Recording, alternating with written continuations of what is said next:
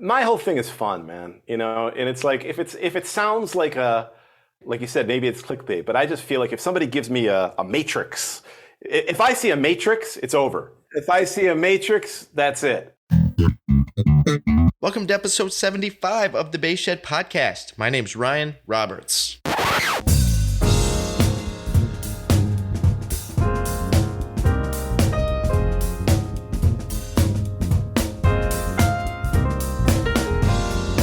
LemarMusic.com. Everything you need for the double bass can be found at LemarMusic.com. If you've checked out the recent episodes, the Live from Lemar series, those are a lot of fun.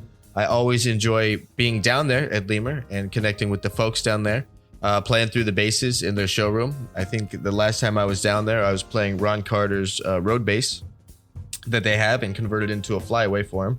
I remember playing that bass and just being like, yeah, this seems like Ron Carter's bass. Like I've never played another one of Ron Carter's basses, but yeah, this makes sense that this is Ron Carter's bass. I always love being down there. Stop by LemarMusic.com. Everything you need for the double bass. Use the promo code TheBassShed, all one word, for 10% off. Without a doubt, my favorite cables on the market are Tsunami cables. They come with a lifetime guarantee. That's right. Buy the cable one time.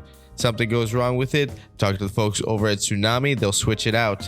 Buy the cable once. Buy a Tsunami cable. Use the promo code TheBassShed, all one word, for 10% off. If you're like me and you bring upright and electric to the same gig, you're doing some doubling, check out the Trickfish Trilobite AB box and preamp. I love it. I use it all the time. Fantastic preamp. I also use their single channel preamp, the Minnow. I use that more for the home recording stuff that I do. But live, I use the Trickfish Trilobite exclusively. Check it out, trickfishamps.com. Use the promo code TheBassShed, all one word, for 10% off. On the episode is New York bassist Lorin Cohen. Lorin is an active member of the New York jazz scene. He has performed with Aaron Goldberg, Adam Rogers, Bucky Pizzarelli, Clarence Penn, Dave Binney, Houston Person, Jim Riddle, Joe LaBarbara, Joe Locke, Johnny Griffith, Jon Faddis, Monty Alexander, Regina Carter, Steve Wilson's. Like, the list is deep. But you get it. Like, he can play, and he's playing with the cats who can play.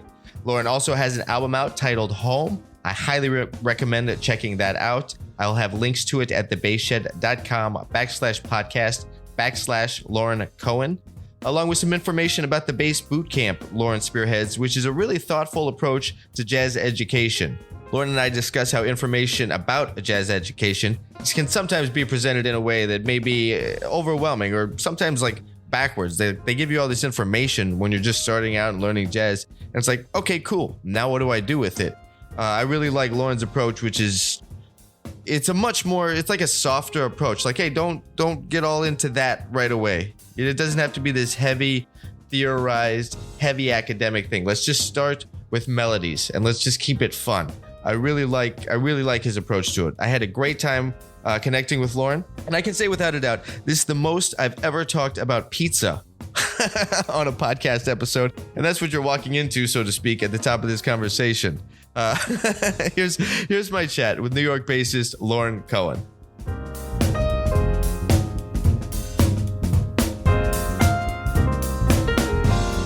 How you doing, man? Nice to meet you. Doing well, man. Nice to meet you too. What are you up to? Today?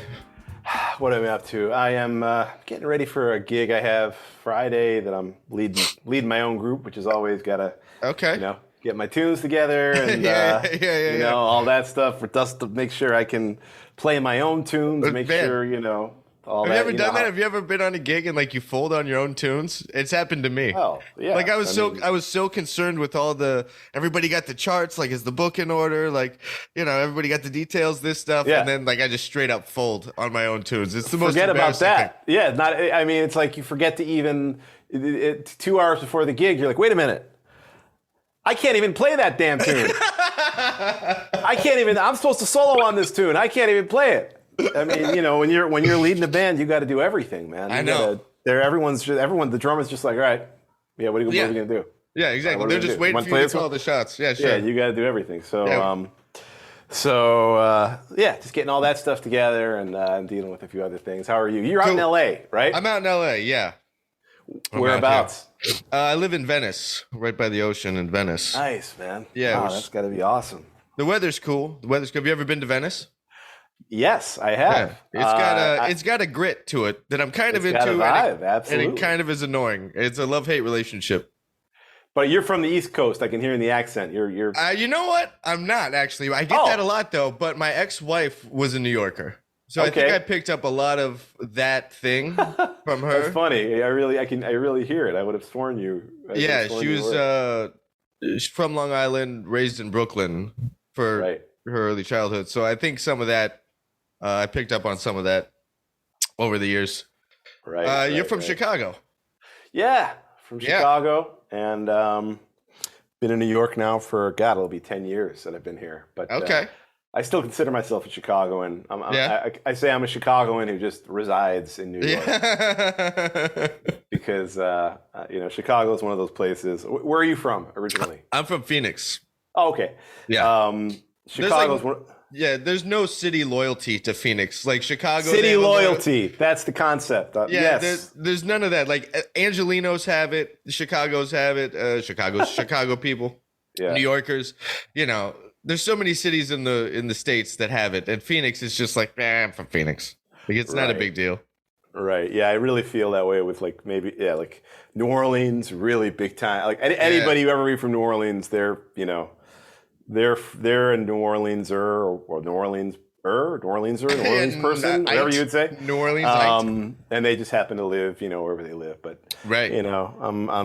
I love deep dish pizza. I love the Cubs, sadly, although this year, what can I do, man? But all right, so let's put this argument to rest.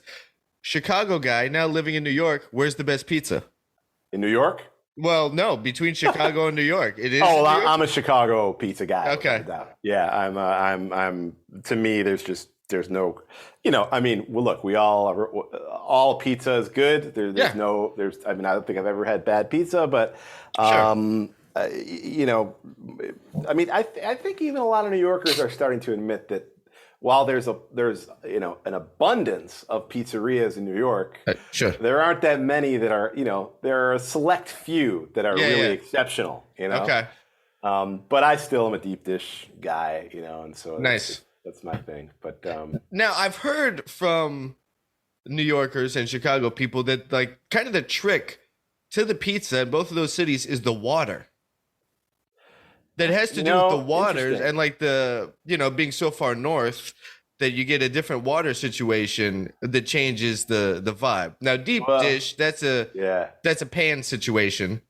But other than that, I've always heard it was about the water. Interesting. Yeah, the concepts are totally different, and most people will tell you that most New Yorkers will tell you that Chicago pizza is not pizza, that it doesn't qualify as pizza, that it's actually a quiche or a casserole. Sorry, not quiche, but it's more of a casserole. So they wouldn't even call it pizza. So the concepts it is a totally different concept. But Chicago also has its own school of thin crust that a lot of people don't know about. That is in Chicago they cut the thin crust in squares. Okay. Like if you ever go to Uno's is like a chain. There's actually one down the street here. Okay. Uno's started in Chicago as a chain, but they chop theirs in squares. Anyway, so I'm a Chicago guy. We're gonna have to start a pizza podcast after we get done here. Let's just launch one talking about pizza. LA is the place. Funny, I never realized how serious LA was about the deli foods out in LA, until I started traveling there. Well, tacos, sure. Tacos is the thing here. Like everybody's got their own taco spot. Like pizza, it's across the board kind of weak here. Like I'm half Italian from my mom's side. And so like finding good Italian food here is a struggle. But tacos, that's the thing. That's what everybody is. Like they'll vibe you out on where your taco spot is. Like it's a playful vibe, but they're gonna vibe you. Yeah, there's not a lot of New York is not known for having great Mexican. I think it seems to me that the two foods that New York is kind of weak on is Mexican and Vietnamese. Not good Vietnamese scene here from what I could say. Chicago, obviously LA in terms of the Asian thing has everything. Sure. But but Hey, we could keep talking about food all day. Anyways, hey man, I love what you do. Everything you do, all the content you're putting out, it's amazing, man. And thanks. It's as you know, when you're doing the internet thing, it turns into like this other full-time job. And then you realize you're posting and doing all this stuff, and you're like, man, I haven't even practiced in like 2 days. It's like, what's going on? I know. It's but I love the way you're focusing on the idea of focusing on the legends themselves, and I think that's important, man. Yeah. And I mean, it's kind of a reaction to so many things I did see on the internet, which are a bunch of clickbait and like 5 easy licks and all this stuff. Like master the fingerboard, with this. Use the douche. This is the universal way to. Pyrotechnics going off. Everyone's obsessed with mastering the fingerboard. Yeah. I tell people, I'm like, hey man, just learn how to play some melodies. Take some jazz standards. Learn how to play some melodies. Right. You will play everywhere on the fingerboard, and it's going to be fun. And you're going to make music. And I mean, of course, hey, I'm into everything, but it's funny how. Yeah, I agree with that one specifically. I think has been really focused on, to a degree that's out of proportion. Yeah. Because like, if you master the fingerboard, like, okay, it's 11 notes that just repeat over and over again. Not a big deal. It's not that hard. Right. Okay. Then you start to learn the geometry and like the interval displacement of where they all fall on the instrument. Okay, got it. Now, if you want to learn every scale all over the fingerboard, well, that's something different. That's not the fingerboard at that point. Now you're talking about scales. Like just the fingerboard by itself is 11 notes. Yeah. And it's what a drag. I mean, it just sounds like not. My whole thing is fun, man. And it's like if it sounds like now again, like you said, maybe it's clickbait, but I just feel like if somebody gives me a matrix, if I see a matrix, it's over. For me. if I see a matrix, that's it. I mean, so But so it's funny, but like the man, it's great. Just love what you did with the Jimmy Blanton stuff was really interesting. Oh yeah, man. That's I did this interview for this guy on the East Coast for his show a couple weeks ago, and he was the musical director for Ben E. King, the dude who did Stand By Me. Yeah, of course. Yeah. And he asked me who I thought, were the best bass players of all time. I'm like, dude, there's 2. There's Blanton and Jamerson. Done. Wow. That's it. There's Blanton and Jamerson. Like everybody else. Everybody else came from those. Yeah, exactly. Like you have those 2 pillars. Everybody else, all the other guys, Jocko, Wooten, all that stuff, they're still standing on those 2 pillars. So that's true. I think Blanton doesn't get enough love. Yeah. What was it? Did I see? Was it you who posted this or somebody else?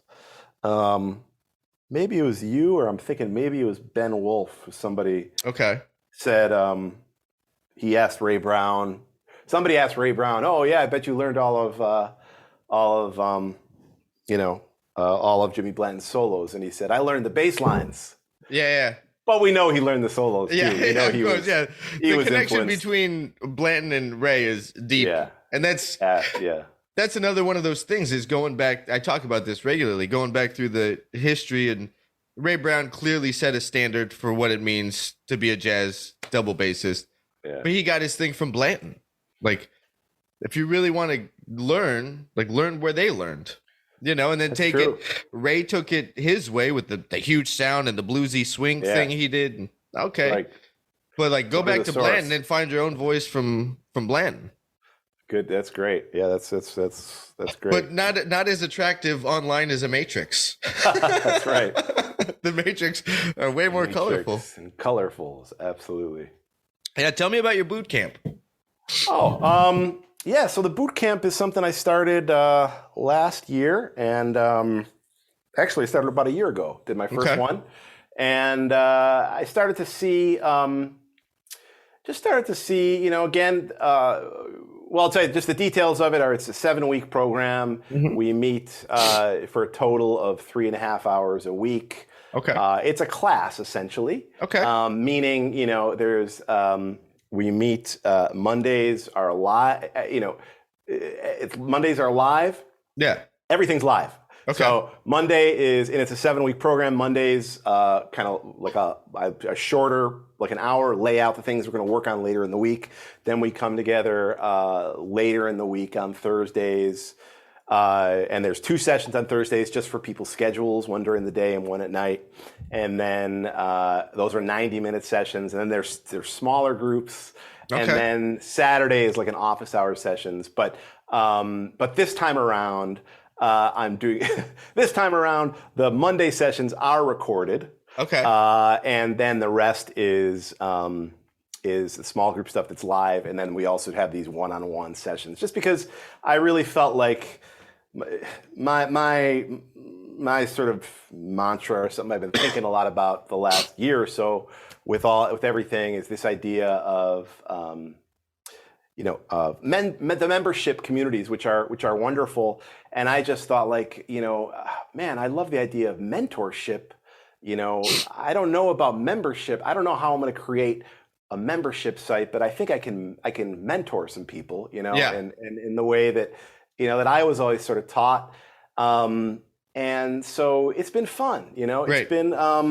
It's been a fun way to, and it's been great for me too, Ryan. I was going to ask about that. I was going to ask what you've learned, not only from as a teacher, like what you've learned from your students, or like some information to focus on because of reoccurring questions, or how have you grown from going through the boot camp? Yeah, well, the way I've done it is it's based on tunes. We're working on standards. Right. And the way I've been doing it is it's new every time.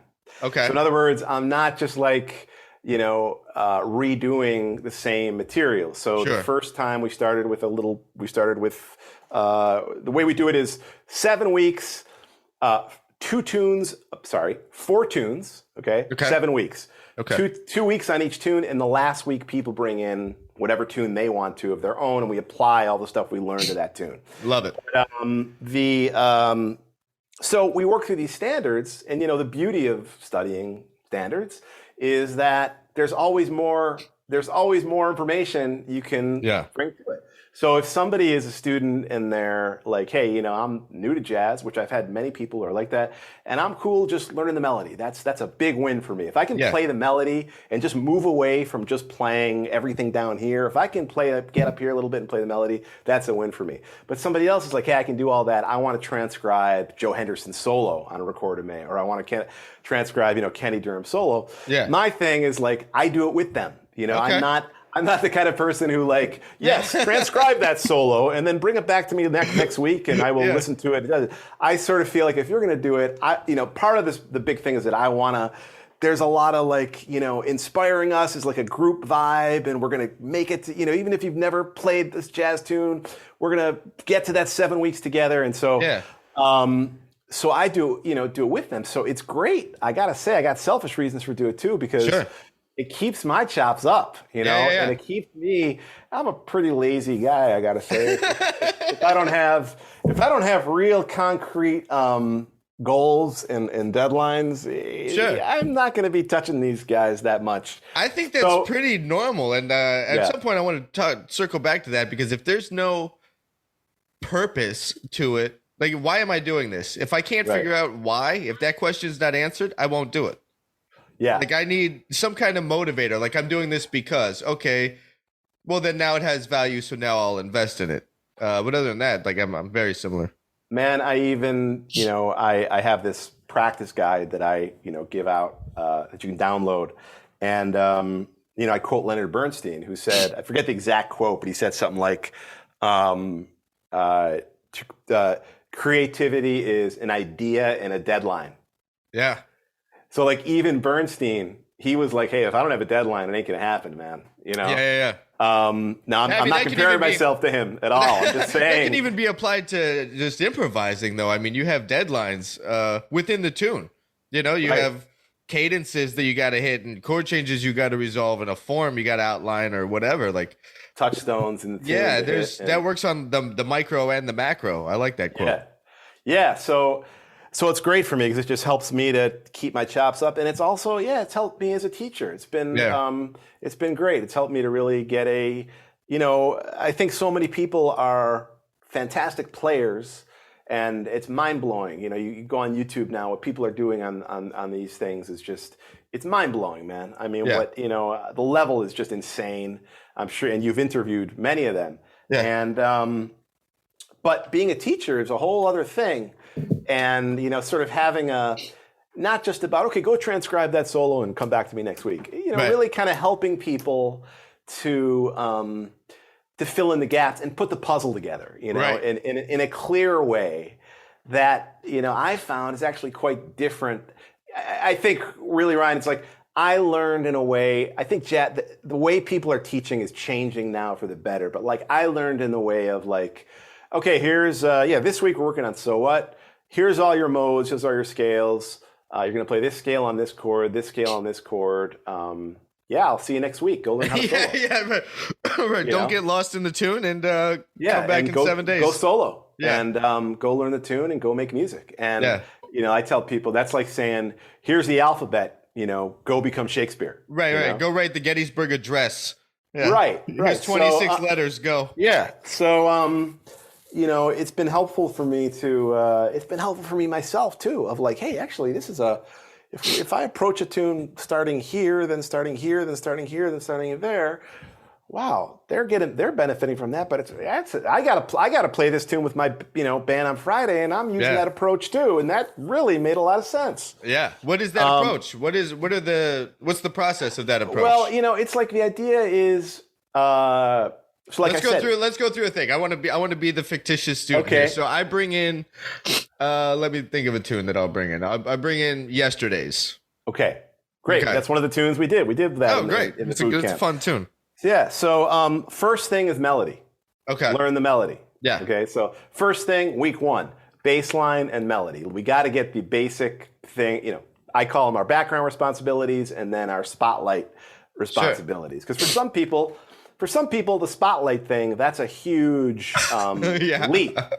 Seriously, because a lot of people, they're just used to, and I have a lot of students who they've never studied jazz before. And they're playing, they're playing, a lot of, I have bass guitar and upright, but definitely more bass guitar students.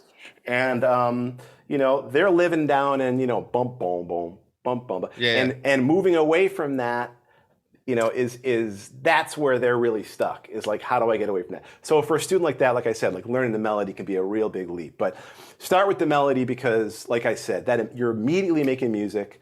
You're immediately, I think, having some fun and you're immediately moving away from, just playing a bass line. Yeah. But of course, so work on bass line, then now first melody. All right. Next thing after the melody, after I tell you all this, no one's going to want to take my time. But that's okay. Then after that's where we cut the podcast episode here. For more, go subscribe. You just hear me going, so the method is... Ryan Roberts' podcast is sponsored by... That's right. So no, what I call it, for lack of a better word, just the groupings method, meaning we start with, after a melody, now we just start with single note line, one note.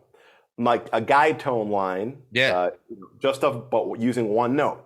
Okay. Then 2 notes. Then taking both our guide tones, so root 3rd and 7th. Now we create lines with 2 notes. Mm-hmm. Now we move into 3 notes. So then now triads. Now and then not just from the root, obviously, from from different parts of the chord and hey, there are cats. If you master triads and know where to put them on different parts of the chords and different parts of the changes, you could kind of just live there if you wanted to. Right. Who's you would know this from being in New York. Is it Bergonzi that has the triad thing, or is it Garzone that has the triad thing? One of those guys, but it's definitely sounds like their vibe. It's a very modern saxophone or piano sort of concept, but it's also simple. It's also really, hey, just play 3 notes, instead of thinking about.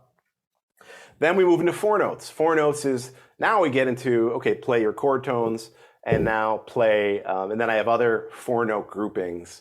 And then 5 notes. Now with 5 notes, we get into our first batch of scales. We get into pentatonic scales. And pentatonic scales, get really hit because I'm not talking about from the root, you know. Right. I'm talking about. I was gonna say that can get dense too with how. I'm talking about if I have C minor 7, you know.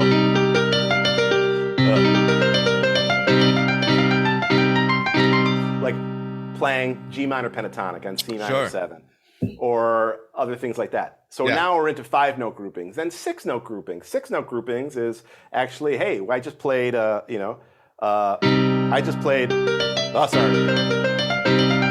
can turn that into a 6-note grouping, turn that into a blues scale, bluesify it. Right? Or and even if you want to get on to now, another internet buzzword, a hexatonic scale. Add a note to that. I don't even know what it is. I've seen the posts. I don't even know. I think it's basically, it could be anything. You're just adding one note to your pentatonic scale. And I think what tends to sound best is when you're, now there's Evan Marion, who's a freak. I mean, the guy's he's mind-blowing. And this is his whole system. And I want to get into all that, but it's just basically like, you know, what I think sounds really good is if you take that G pentatonic and you add a 9th to it. Okay.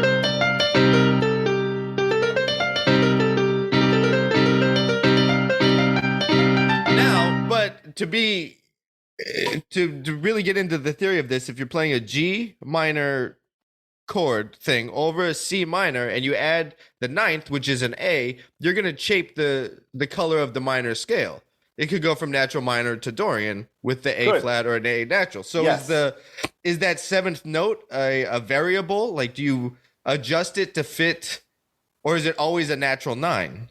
Let me say this first, because Ryan, you're already blowing my mind with theory that I can't even keep up with you, man. Because let me just say this. I just threw the hex. When I talk about 6-note scales, I leave it at the blues scale. All right. Because I do love that sound. I mean, listen, how many times are you like, man, I want to play something bluesy, and you play something and you're like, yeah, no, that wasn't what I was hearing. But what I found is, you know, this sort of vibe, that's kind of the vibe, and it's not starting from the root. It's not going. Right. It's not that. It's anyways. But the hexatonic thing, I don't know what Evan. You should interview Evan. I should. He's on a record with a piano player friend of mine from out here, and I've been meaning to contact him. Yeah, because it's a fascinating thing. So then 6 notes. So then after we've done all this, right? And you could, I mean, me personally, I could be challenged just with everything we've talked about, and I could build a language based on everything we've just talked about, and I haven't even gotten to a mode yet. Right. So now we get into the 7-note modes, which I think are overrated. I think are 100% agree. Yeah, I think they're great to learn. First of all, 7 notes. It's not symmetrical. It's just difficult to. They're obviously, for technical purposes, super important to hear modes, to be able to hear what Lydian is, to be able to hear what Phrygian is. Super important. And obviously, playing scales on anything is super important. But like, I'm going back to where we just started, which was the way I was taught, which was starting with the modes. You know, you're going to play Dorian here, and I'm like, I don't even know how to play a phrase. You know, and now you're giving me 7 notes. Right. Whereas if you start with like single note, 1 note, then 2 notes, then 3 notes, you're also teaching phrasing, you know? You're limiting. You only have 3 notes to work with. You only have 4 notes to work with. Anyway, so then after modes, then we get into the 8-note scales, bebop scales, and the diminished scales, which to me are infinitely more usable than just your regular 7-note scales. But that's why it is important to learn the modes, because to learn your bebop scales, you kind of do need to, unless you're a Barry Harris acolyte, you really do need to learn those modes. And then that's sort of it, man. That's sort of like the blueprint, but I flip it on its head, as opposed to starting with, even a lot of guys say the first thing is, play chord tones first, 1, 3, 5, 7 through everything. Fantastic. But like, again, let's get even simpler. Hey, let's see how much music we can make just with, a guide tone, just with 1 note. Yeah. Anyway, so we have fun with that, and it's been really helpful. for me to codify that method has helped me a lot too. And just like I was saying, in terms of my own practicing, man. Yeah, that's great, man. That's great. And I think I agree with you that like, I don't really remember, but I feel like modes that was the thing. Like, okay, you want to play changes. Well, now we got to talk about modes. Here's Autumn Leaves. It all kind of works together. You got a major tonality and a minor tonality. Check out all those modes, but it's kind of all the same, but it's a little different. Yeah. Like, okay, well, in my mind, like it's all one thing. Well, like why? I got a chord. If you're doing Autumn Leaves in G minor, like, okay, well, I got B flat major. Now I just hit these chord tones because otherwise there's no difference. Like the 2 chord is still the 5 chord, just with different chord tones. Like, what's the difference? Why do I got to learn all these scales? Right. That seems even too much. Why not just play the major scale? Yeah. Right. That just sounds hipper. Have some target notes, I mean, to me, major scale, if I'm playing, if I play, that's hipper to me then. Right. I mean, well, I made it kind of hip there, but the idea is, damn you and your hipness. No, I don't mean that. But I mean, if I'm here, hey, at least here I'm starting on C. You know what I'm saying? It's like, why not just play one scale through the whole thing? Why not just play C major scale or a C bebop scale? Because then I get 8 notes, Anyways, I it's think interesting Barry, to me. Yeah. And that through all the transcribing I've done and gone back and look at like what they're playing on what chords and stuff, it is not as complicated as an academic approach would make you think it is. Right. Like I'm wrapping up this Dave Holland solo and I'm going back and checking it out. Like that's not all of what quote unquote jazz education, the mainstream jazz education, whatever that means, would suggest you have to do to play at that level.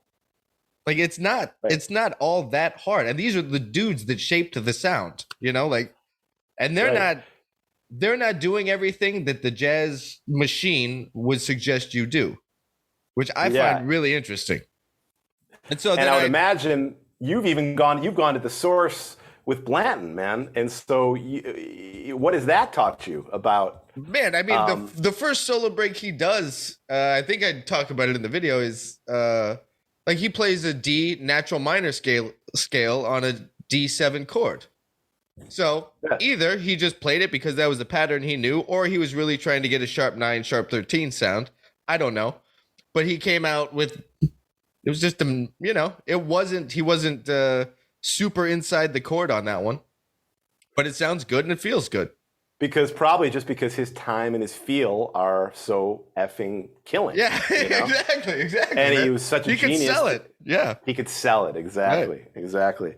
Yeah, I mean, I don't, obviously I wasn't there, but everybody's, it seems people say that Bird and, well, clearly, Lewis, Armstrong, and he was not thinking about like the double super Locrian scale. No. It was like, man. I have chord tones. Flat 9. Yeah. How am I going to get from, I want to get from here to there. The chord is this.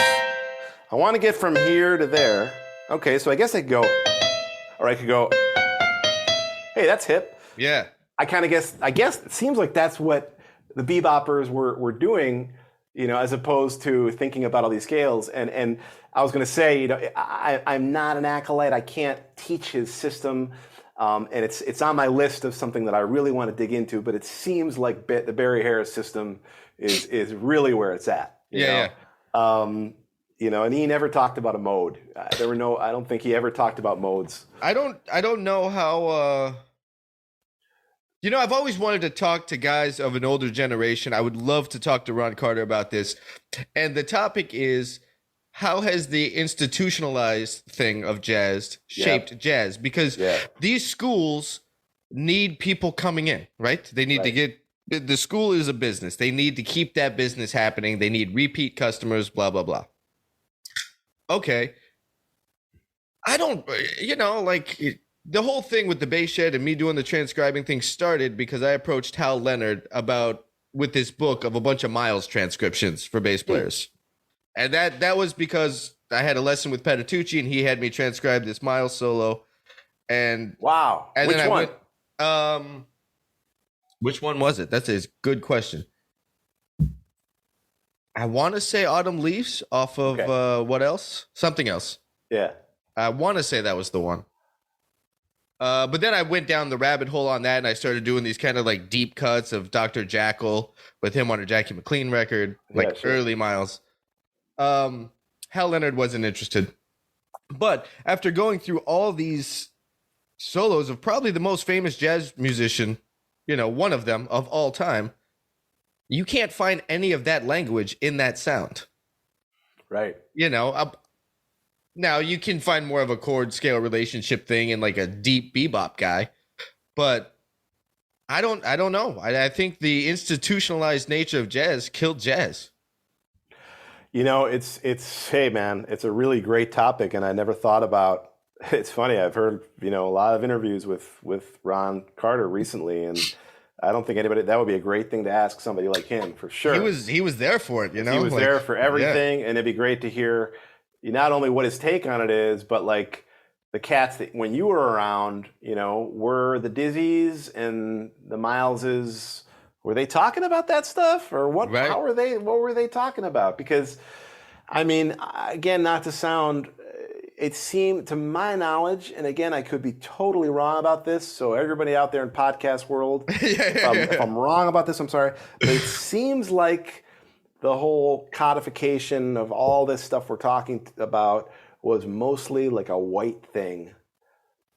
That's North Texas's, and that's another one. That's another one I would love to talk. With the exception of David Baker. David Baker, was a Indiana. It was obviously had a huge role in jazz theory, in codifying all these scales and everything. Yeah. But it seems like a lot of it was, the North Texas's and the Berkeleys and those kinds of schools. And hey, man, don't get me wrong. I find it, for me, it's helpful. I find information and knowledge in anything. But like, I don't understand why the altered, why playing the melodic minor scale, on on an altered chord, they call that the super Locrian or whatever they call it. Okay, I get it. Yeah. But I played with Monty Alexander for a few years, and he didn't know. The guy doesn't know anything about. Monty's the greatest piano player on the planet. Sure. I remember traveling with him once, and we were traveling through off the southern coast of Italy, like near and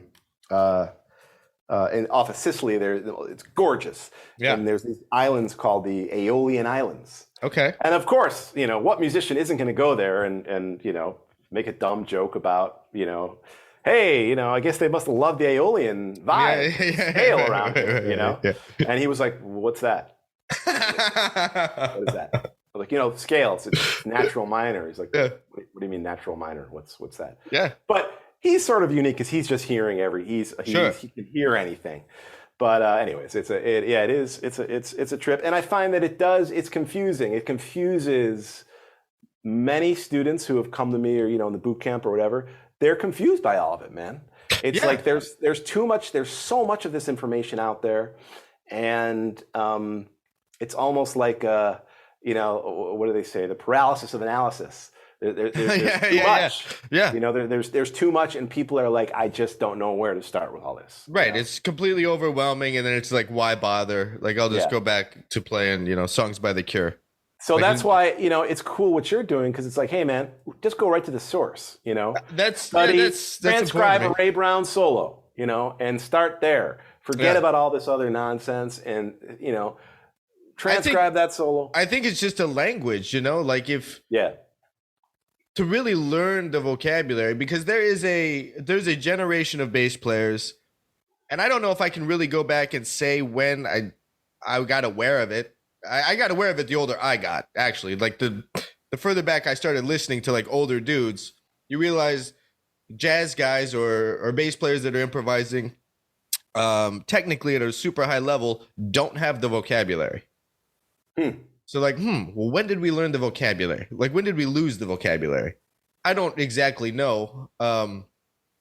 But I think that every genre has a vocabulary. If you're playing country, that has a vocabulary. Yeah. If you're playing jazz, that has a vocabulary. If you're playing reggae, that has a thing. Because it's very much, to me, like, you've traveled a lot playing the bass. And so, when you go to these other lands, they have their own language and they have their own culture. And every genre of music is a check-in with that culture. You go to Vietnam or you go to Russia or you go wherever, they have their own dialect, they have their language. And I think genre is the same way. It's like being really proficient, in French and then going to Brazil or something. Totally. It's like, okay, you're not speaking the language of this thing. And I think that there needs to be a language associated with every time you play a style. Right. And there's there's no shortcuts to it. I mean, it's there isn't. No. It's it's funny. There are, what I say to some people is like, there's no shortcuts, but I may be able to show you a few things that I just say I wish that somebody had told me, I agreed, 20 years ago, to make it clearer so that you can at least get there a little faster. In other words, if somebody had told me, 30 years, whatever, when I was just started playing that, just think of minor 7 flat 5, C minor 7 flat 5 is just E flat minor triad over C. That's all it is. Yeah. That would have made my life so much easier. And I'm not, I don't know, I never saw it that way. And I never, I play a little piano now, but I didn't start. I think if I had started playing piano at a very young age, I would have seen that. Like, that would have been clear visually, to me. Right. Because if you're a piano player, all that stuff is just, that's how you're voicing things. And it's very clear to you. Yeah. But I think, there's no shortcuts, but there are ways of, understanding things that can make it quicker. I mean, just to, one, and again, I'm not a Barry Harris expert, but his whole concept of breaking chords into a 6th chord over a root, that opened up my whole life, man. Okay. Like the idea of, anyways, similar to the other thing, but instead of thinking about C major 7 as this huge structure, think G major 6 over C. Okay. And anyways, for my brain, that was like, wow, that makes things so much easier for me. And then his whole system is you can break all these chords down into just 6 chords, either major 6 or minor 6 over a root. Mm-hmm. And that to me was like, man, I wish somebody had told me that years ago, because that would have made things so much easier for me. And then you're playing a tune or learning a tune, or whether this is now or when you were coming up, and you started to kind of superimpose this mindset on learning changes.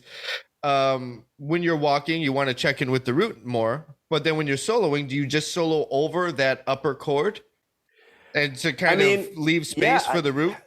Yeah, I mean,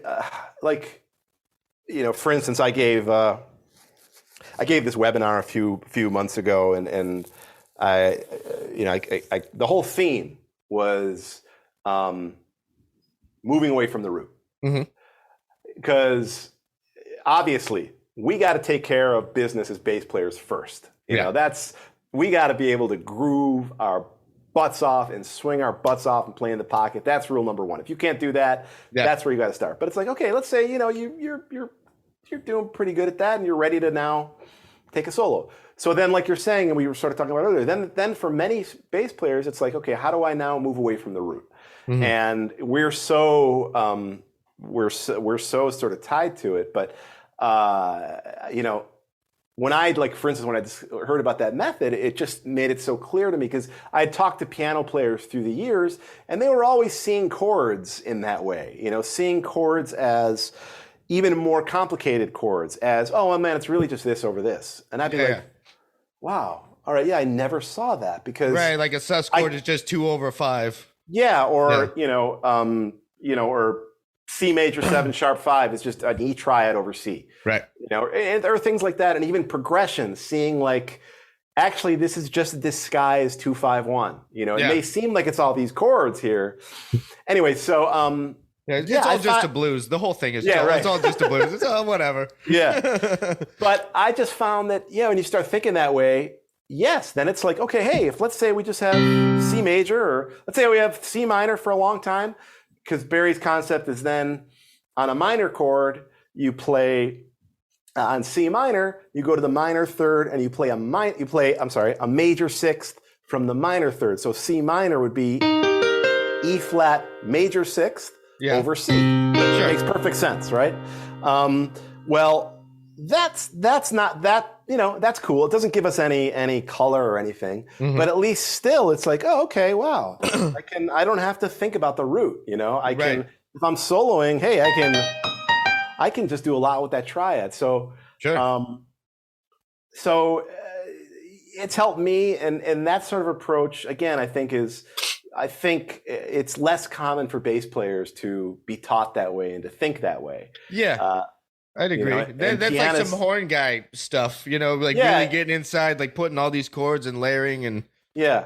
It can be challenging for some students though, because there is a benefit, and for some people, I've seen some pushback on teaching this way, because for some students who may not have any familiarity with chords, they can't go there. They can't. Sure.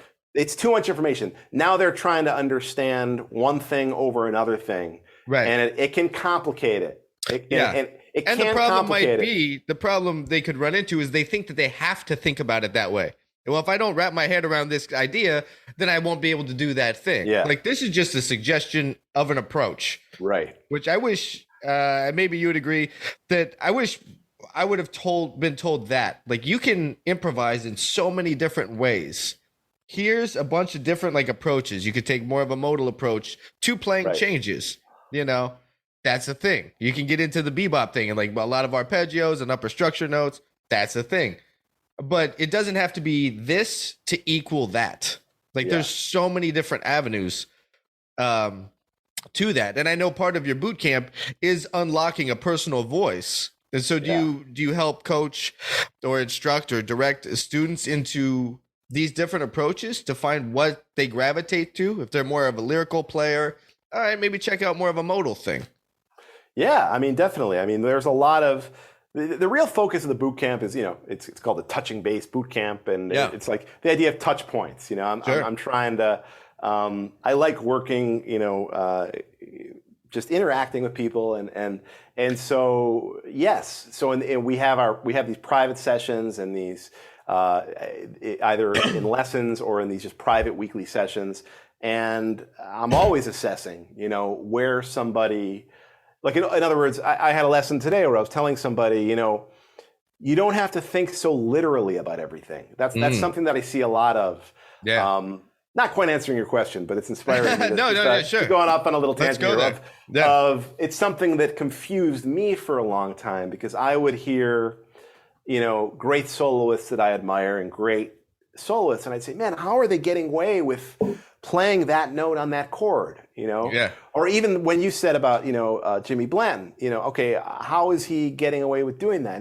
And so many students will come to me and they'll be like, hey, they would transcribe something like that and be like, why? How did he do that? You can't do that, And I'm like, you know what? Yeah, it's not part of the chord, but you're just going to roll through it for a quick second. You're probably not going to on this C major seventh chord, you're not going to lay on that F, right? But, if you play, it's in that scale, and that's okay. You don't have to feel so literal. It's going to be in there, and you're going to hear so many players where they're not thinking, so literally in that way.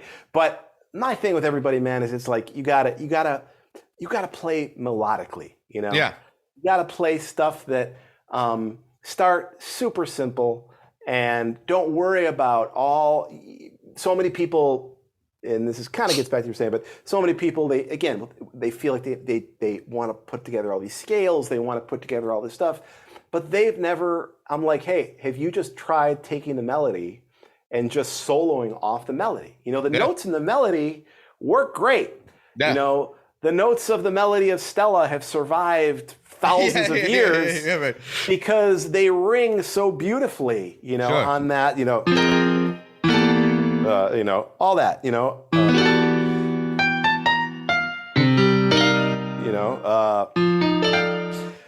those notes ring and sound excellent until you're really ready to start, hey, man, you know, whatever, Mr. Student or lady, student, until you're really ready to get triads and all that stuff. Do you know how much you can do just by rhythmatizing those melody notes or just singing, singing those, trying to sing those notes in a beautiful way? So, yeah, I mean, I feel like what I try to do is it's not, even though everything I gave you is a lot of materials, but it's like kind of what we're saying. I'm trying not to bombard them with 9 million scales and 9 million approaches and 9 million everything, which is one of the kind of a problem that I see with online education. It's like everything for everybody, more. Yeah. Here's everything. You want this, we want this, you want this, you want this, you want this, you want this, you want this. Come into my digital world and I've got everything you need, man. Right. You can have this, you can have this, and this person, and this person, this person. As opposed to that, it's like, hey, there's nothing unhip about just playing a melody. Yeah. Right. That is never going to be unhip. No, not at all. And like what you do with it, like there's a friend of mine here in LA that moved here from New York a couple of years ago. And he did some road work with Branford Marsalis back in the day. And one thing he learned from Branford was like everything you need to solo is already in the tune. Yeah. Like, and so this piano player is brilliant at never really losing the nature of the melody or the tune when he solos. Like it's all right there. You don't have to interject all this, up a minor third. Now we're doing this and like all this. And some people, that's their thing, and that's whatever. I'm sure it's a reflection of how they think about the world, their energy. If they're an intense person, they're going to play intensely. Yeah. This guy, Roy, he's laid back. And so he plays this really laid back musical, lyrical thing. And it's all right there. He never loses the nature of the tune. And I think that is so important. And playing with him regularly, I learned that from him is it's all there. You can learn all this stuff. And that's cool to have in your toolbox. Right. But everything you need, like you were saying, it's already there. You're playing Stella, like, cool.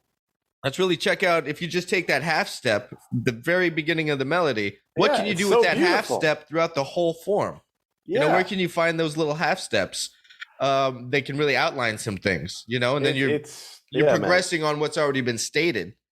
I agree with all that. That's It's funny. It's just that you reminded me of something I was thinking about the other day. I have this gig, on Friday, and it's I don't get a chance to lead a gig very often, but and so originally I'm like, all right, man, I want to play all my original tunes, and I'm going to play this tune, I'm going to play this tune. Yeah, man, I'm a sending of all the tunes, and I was like, you know what?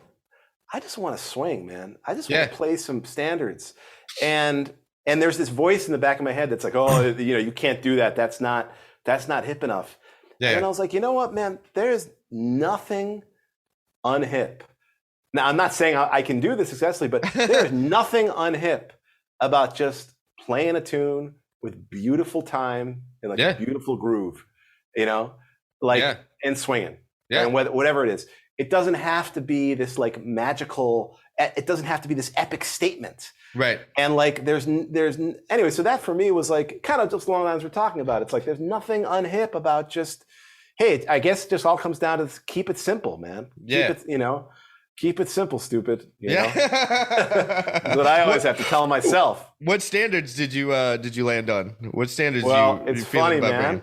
Because I think, and the cats don't know this yet, and I'm hoping they're not going to look at me and be like, what? Summer Wind, man. Oh, that's a great one. I'm sorry. I'm like, I was listening to that the other day. We were having dinner, and Frank tune came on, and I was like, God damn. I mean, of course, we all have horrible memories of playing that tune on countless weddings and all that, whatever. But then I was listening to Ray's trio play it, and I was like, man, you know what? I love this tune. Yeah. And I was like, I want to play this tune on Friday. Yeah. No, that's good. I haven't told the guys that yet, and I'm afraid that they're maybe like, what? I don't want to play that damn tune. But that's what I'm thinking to myself, hey, man, there's nothing wrong with just playing a simple tune like that. Anyway, so like, I want to play that. I want to play When Lights Are Low. Oh, yeah. I'm going to play even just like Speak Low, just some standards, and they're simple standards. I mean, we are playing some of my harder originals, but that's part of it too. It's like I hate gigs. Like my thing is, I don't hate gigs. I should have said that. I hate gigs. That's awesome. You're going to use that as the opener. The opener. I hate. Lorin Cohen says I hate gigs. Now I'm going to use that. Now that you announced it. That was the worst place I ever put a pause after the word gigs. Oh my God! You have to edit that out. That's hilarious. I can guarantee it won't be the opener, but man, yeah, that's awesome. It would have been. What I meant was I hate gigs where everyone's head is buried in music. Sure. You know? Yeah. And I feel like that's so often, and there's a time and a place for that. But it's like, to me, there's just a beauty of like, hey, this piano player's never played with this drummer before. Let's just see what happens, man. Let's just have some fun and like look at each other and play a real simple tune and just see what happens here. As opposed to, and let's do some, some maybe trickier things too. But I love that feeling of like, hey, this guy's never played with this guy before. Let's play Summer Wind. Yeah. And just see what happens, man. You know? And anyway, so it's just coming back to this idea of simplicity and, and relishing in that and just, just enjoying that, Yeah. I always had an idea of doing a record of calling people I've never played with. And then just like no rehearsals, no nothing. Just like 4 people, whatever, 3, whatever, it doesn't matter. Just go put up mics and call tunes and document the process musicians go through when they're playing with somebody they've never played with before. And like just hit record once and call tunes and like try to capture the evolution of musicians getting comfortable with each other. Because that's always, now I'm sure, the musicians you're playing with on your gig. But there is that thing of like settling into it, just playing something that we all know to learn the other person is fascinating to me. And it's a different, I don't know about challenge. It's something else to be aware of.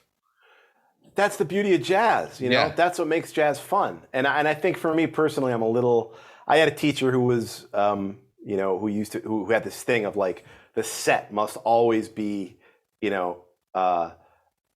every tune has to be presented in the most original way imaginable.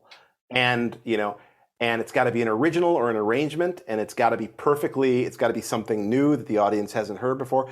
I mean, that's wonderful. If you have a band where you guys are working out original compositions and you're doing it all the time, that's wonderful. But you know what?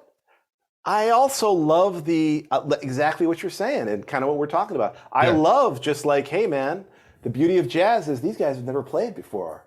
And they're smiling. You can tell they're digging, playing with each other. And let's just see what happens right now. Yeah. I guess it could go the other way, too, where they're not smiling. It can definitely tank. We've all been on those gigs, and sometimes I've been the one to tank it. Yeah, me too. But I enjoy that, and, I don't think there's anything wrong with that. But watch, I'll call you on Saturday. I'll be like, man. I called Summer Wind, bro, and remember that time I hate gigs? Yeah, I got laughed out of the room. I really do hate gigs now. I made a dumb move. I will say this, Ryan, and this is pretty funny, because I got this idea last night. It's not an idea. It's nothing interesting. It's actually the most simplest thing. I was like, hey, let's play Summer Wind, and I was like, you know what? Before I tell them, I'm going to sleep on it. Okay. A little nervous to bring it to the table. I'm going to sleep on it. Yeah. Because a lot of times I'll find that in the evening I get ideas, and in the morning I wake up and I'm like, what the? Yeah, that wasn't the best. It happens with a lot of things with us in the evening where we get these ideas, right? But actually today I still felt good about it. So I think we'll be playing that. But man, there's a beautiful record, and I'm trying to remember who did the record, but they did all Richard Rodgers tunes, and So material-wise, it's just a collection of standards, but the way they played these standards and really got inside, who was it? I think Jay Lionheart was on bass, Bill Stewart on drums. Mm-hmm. I just can't remember the piano player whose record it was. Yeah. But man, it's just a different skill set, to really play standards and get inside the tune. And you can go one of two ways of it. You could take like the mild 60s approach with what are we going to do with this and how can we flip it upside down? Or how can we get so inside My Funny Valentine to really sell this and the lyrics of this without a singer? Can we convey the lyrics without a singer, and really get deep into it? I think that's a different art form and a different skill set that's beautiful. Yeah. I mean, those guys had the benefit of, working, 3 sets a night for, 11 months out of the year. Right. Which definitely, I think, helped that simpatico thing. But yeah, it's funny, man. It's like the older I get, as much as I love writing music and I love composing music, but I find a lot of joy in just, hey, man, let's just, have some fun and play some tunes. And it's funny because, in New York or LA, or you go to, where there's places where there are great musicians, you'll go in, you could go down to wherever, I don't know, the clubs in LA, and you could hear a Bill Cunliffe, right? I say that because I think he lives out there. Yeah, he does. And you could hear him, he'd sit down and play Summer Wind, and you would never even question why anybody wouldn't want to play that tune, right? Right. Because you'd be like, that was so beautiful and so perfect. That was amazing. I love that, you know? And like, the point is, like, a great musician can make something that we may think is kind of trite. They can, they can bring out, I'll go hear Dave Kukowski here in New York, and he'd play a tune like that, or he'll play simple little tunes, and well, because he's who he is, and he's, he's such a brilliant cat. But I think, what it is, and then I'll shut up. I think it's because it's because somebody like him or a Bill Cunliffe or guys like that, they understand, they're rooted in, the tradition in the same way that you're talking about Jimmy Blanton. They're rooted in those people that gave us that feeling, with the music, as opposed to, maybe if I went and heard some kid who just graduated from Manhattan School and who can play the claves in every different thing. Right, he's going to play Summer Wind in 5, eighth note equals 280. Yeah, maybe if I heard him play Summer Wind, probably, maybe wouldn't do the same thing to me. It's just like, I guess when I'm listening for those tunes, I'm listening for the love. I want that love. I want to feel that.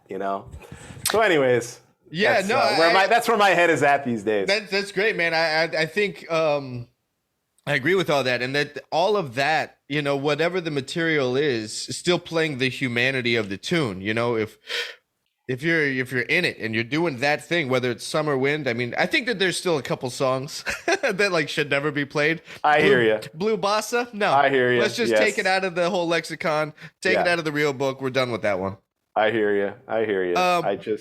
But some of the older tunes, man, like it's cool because you just at this day and age, the jazz is a vehicle for improvisation and artistry. I mean, that's what it's always been, is artistry. And so you're kind of just looking for something else to blow on now. I think we could probably all thank Coltrane for that.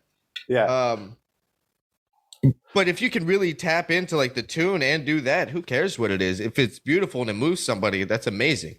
I mean, how many times did Bill Evans record, Remember a Person I Knew, or Emily, or, he had this kind of select playlist that he was always working from so often, but he was exploring new things in it and pulling more out of the tune. Totally. Which is, the working guys, now we just have to know like 7 million tunes in every key. Right. And you don't really get anywhere because all those like old bands, like when there was a band of guys, like they had their tunes that they did, and they found new corners in. And I think there's something to that as well. It's not having to know like the hippest thing or do the hippest arrangement or just extract some new music out of something that's familiar. Yeah, man, and I think that's that's the beauty of playing jazz, is that we can go back to these tunes. I mean, even man, just when you think about the lyrics of some of these tunes, it's just I'm a romantic at heart, and so I still kind of I think I was an old, I think I lived in Palm Springs in the past. I think I was an old Jewish guy in Palm Springs, in some past life. Sounds amazing. But anyways, man. Let's quickly talk about your record. You did your record in 2015. I like the instrumentation you have on the record. Thank you. I personally like vibes with upright bass. Like I got a vibes player on my record. Nice. Yeah. Who's on your record? A vibes guy that was in New York for a while. His name's Nick Mancini. Okay. He was out here for a long time, and now he's not out here anymore. But yeah, so nice. The instrumentation on the record is drums. I play electric and upright, vibes, and bass clarinet. Oh, nice. Nice, man. So, so when I saw your record and the instrumentation on your record, I liked it. I liked that you went some other places than just choosing a standard jazz quartet or quintet instrumentation. Oh, thank you. Yeah. Where did some of those ideas come from? Were those led by the material, or did you have the band in mind and then chose material for the band? Which one came first? I had the material, but my music doesn't, for some reason, most of my music doesn't sound great on horns. Okay. And I don't know why that is, but I accept it now. I don't. Okay. It's cool. I personally just want to blame horn players. Like the music's probably fine. Let's just blame the horn player. I hear you, man. Yeah. We don't need them anymore. No. But I've always loved mallet instruments, and I always loved. I was always a huge fan of Joe Locke, and then because I grew up with Jaco and hearing those records with Jaco and Othello and all the steel pan stuff. I always dreamed of. I loved that sound and always dreamed of wanting to do something with steel pan. Yeah. And it took me coming to New York and kind of just discovering a whole new set of musicians on the East Coast to find, somebody, a guy named Victor Provost, who's, is like the Michael Brecker, the steel pan. Wow. Yeah. And so when I found him, and then so mallets, I just felt like, man, my tunes sound good with mallets, and these are two guys who will tear the tear the crap out of these tunes, which they did. And then so it's funny, I mean, like this, I thank you for that, because I think some people were like, steel pan and harmonica.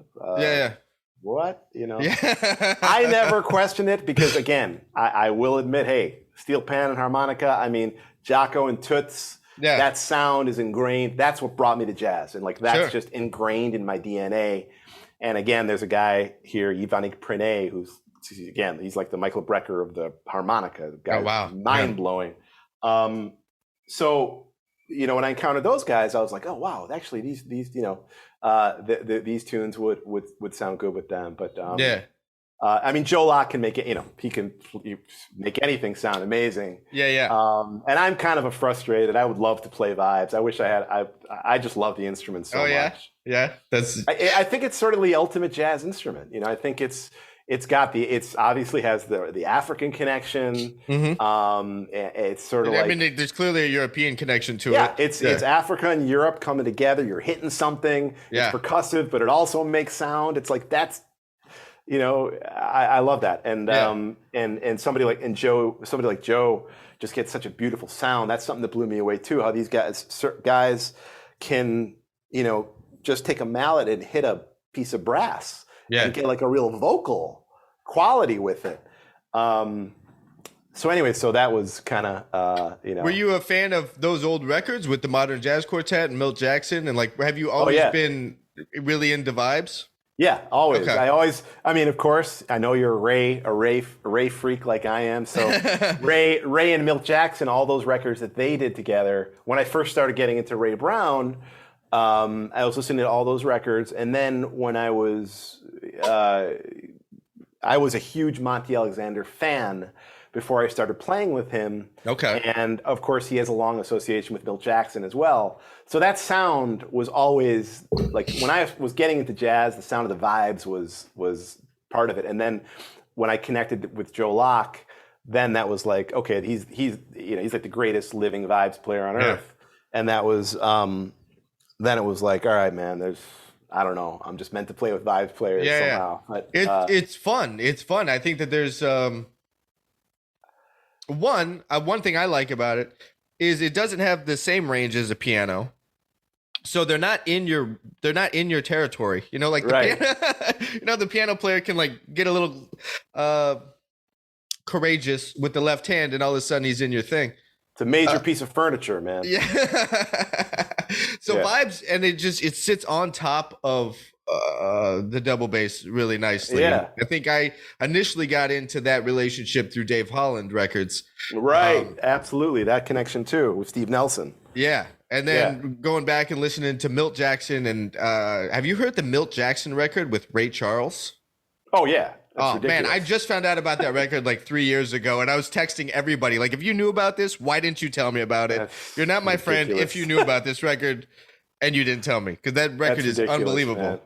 I have a friend who actually my best friend is Bob Cranshaw's nephew through marriage. Okay. Peter Curtis, he actually lives out on the West Coast. His aunt married Bob. Okay. And in any event, so and Bob was with Milt Jackson for a long time, and Peter's a great guitarist out there. And when he was thinking about where he wanted to go to school, he came to New York and he was hanging out with Bob and Milt Jackson, and he asked Milt. He said, Milt, I'm thinking about going to Berklee College of Music. What do you think? And then Milt said, they can't teach you what I got. I love that, man. Yeah, he's not wrong.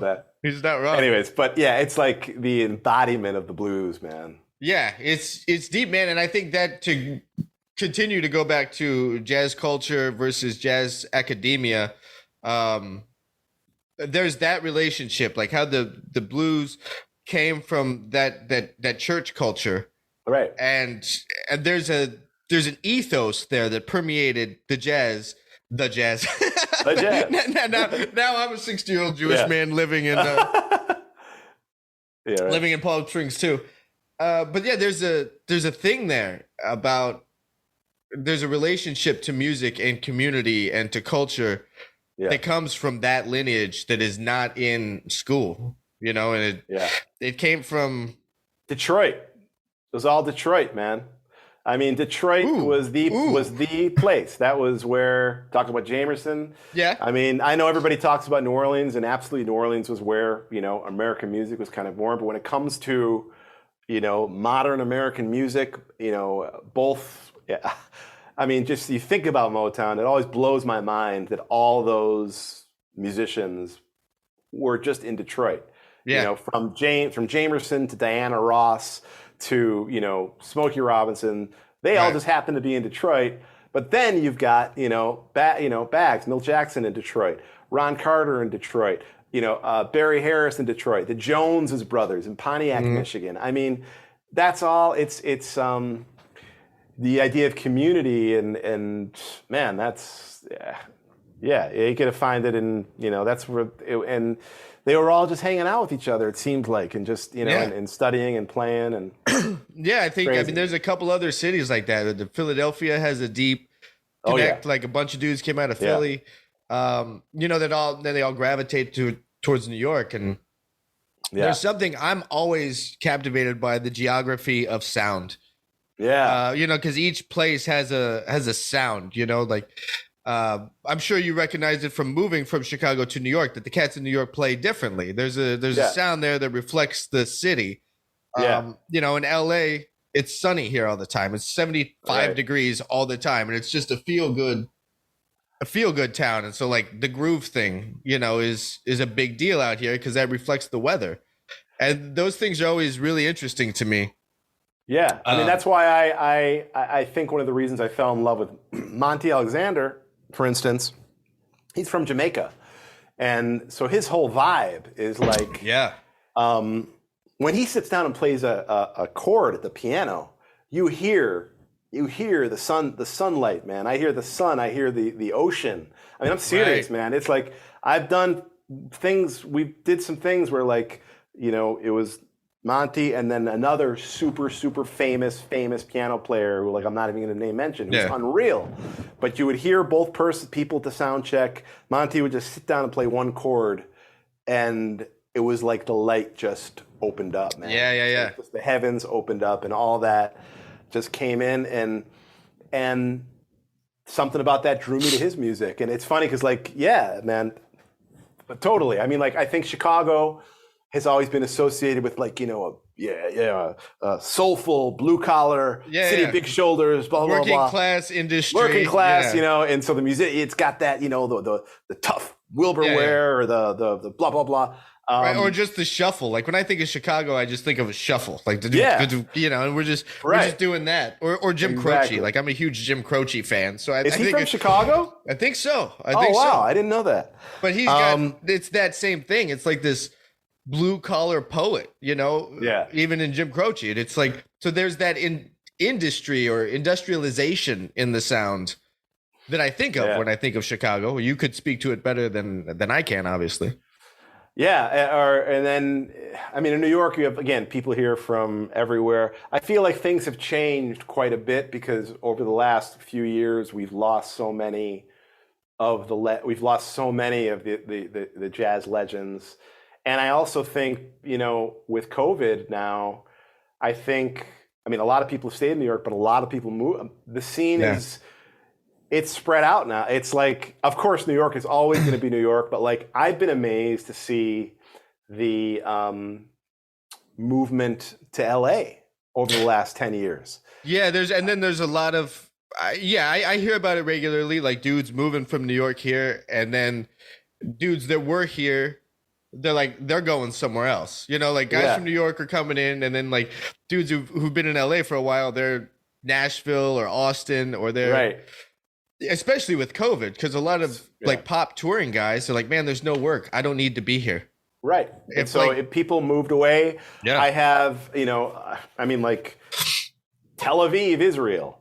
You know, well, if you come to New York, you know, I mean, you know, every fourth musician you meet is from Israel. Like there's something in the water there that they're producing, you know, I don't even, if I hear another Israeli bass player who makes me want to, there's so many ridiculous Israeli bass players in this city. It's mind blowing, but they're on every instrument.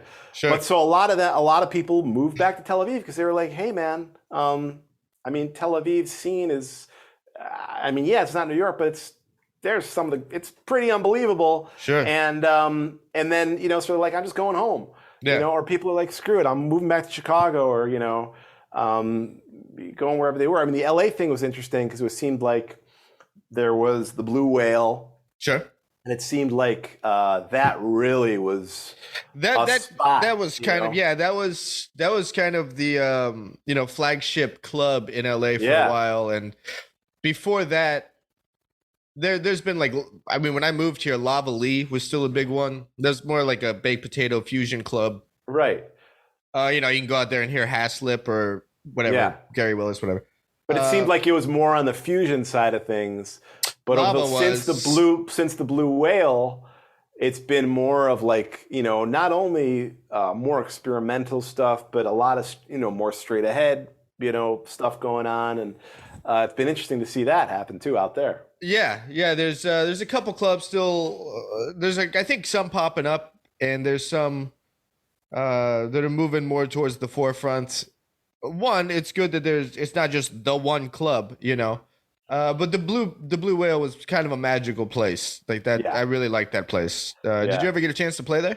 Played there once. Okay. Yeah, it was awesome. And I just know that, you know, followed it through the years, and just found it interesting how it seemed to be a real center of a lot of stuff going on between whether it was, like I said, the straight ahead thing, or then all the Lewis Cole, the satellite, the groups of all that genre, whatever you want to call that, you know, thing happening out there. And it was really focused on artistic stuff all the time. You know, it was really like a legit art space. Yeah. And the owner, June, who's a jazz singer, like he was was he a musician? I didn't even know he was a musician. Okay, so that makes sense. He was a singer. Gotcha. Yeah, he was a sweetheart. I remember when that club opened up, I emailed him and I'm like, hey man, and it was super new and it hadn't become the Whale yet. And I'm like, yo man, I'm thinking about doing this idea of like, getting a bunch of people together. And I was doing a lot of flying and I was listening to podcasts of the Brooklyn Jazz Underground. Oh, yeah. Which I didn't even know if that's still around. Mark and Alan Ferber were in it. Yeah. I think they moved back to L.A., or I think Mark's back in L.A. Mark's back here, and I got a chance to play with him, and I told him about all this. And then that inspired me to like, wow, I want to do something like that in L.A. And like, hey, June, man, I got this idea, do this like kind of L.A. collective thing, and then maybe like, whatever. The second or third Thursday of a month, like let's just have another group from the collective come in and like really make it a community thing. And he was cool with the idea, but we were all just still trying to figure out how to make it work, and it never happened. But he was always really cool to me, and every time I'd go down there, he was a sweetheart. And I'd be at the door like ready to pay him my cover, and he's like, "Nah, man, just come on in, like whatever." And he was. I missed the club, and it was a good hang. I like that place. Yeah, man. Thanks for taking the time to do this, and thanks for being flexible. Thank you, Ryan. Yeah. Hey, man, thank you so much, and it's been a pleasure.